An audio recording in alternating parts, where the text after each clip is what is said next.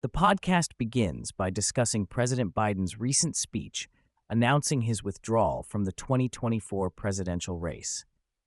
Ben Shapiro criticizes Biden's performance, describing it as a proof-of-life speech that failed to adequately explain why he was leaving the race. He notes that Biden appeared to struggle with speaking and seemed to be falling asleep at times during the 11-minute address.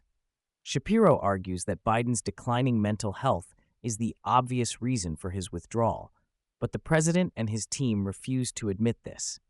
He suggests that Biden, his administration, and the media have been lying about the president's cognitive abilities for years. The speech left many questions unanswered, including why Biden waited so long to drop out and why he isn't resigning the presidency immediately if he's unfit to run for re-election.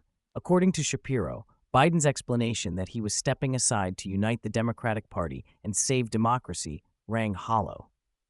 He criticizes Biden's attempts to frame the 2024 election as a choice between democracy and dictatorship, arguing this kind of rhetoric is dangerous and could lead to more attempts on Donald Trump's life.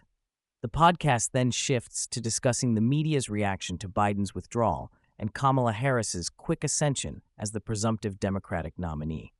Shapiro accuses the media of pivoting from critical coverage of Biden and Harris to fawning praise almost overnight.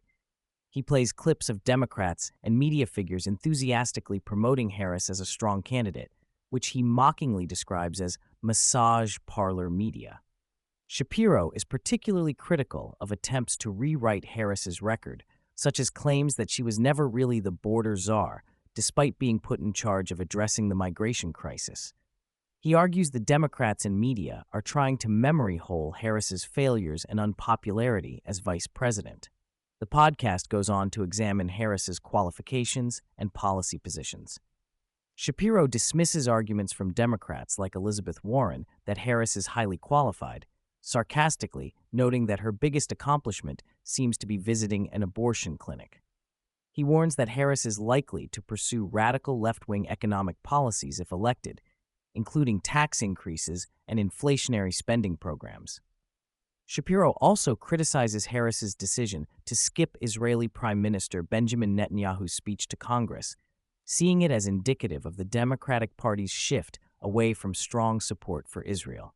He argues this reflects the growing influence of pro-Palestinian and anti-Israel sentiment within the party's base. A significant portion of the podcast is devoted to discussing Netanyahu's speech to Congress and the controversy surrounding it.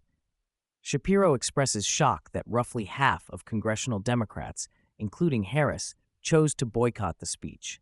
He sees this as evidence of a major shift in the Democratic Party's stance toward Israel, which he traces back to the Obama administration. Shapiro plays clips from Netanyahu's speech, arguing there was nothing controversial in the prime minister's remarks. He praises Netanyahu for striking a bipartisan tone, thanking both Biden and Trump for their support of Israel. He criticizes Democrats and media figures who tried to find fault with the speech, accusing them of dishonesty and bias. The podcast also covers pro-Palestinian protests that occurred in Washington, D.C. during Netanyahu's visit. Shapiro describes protesters burning American flags, vandalizing monuments, and clashing with police.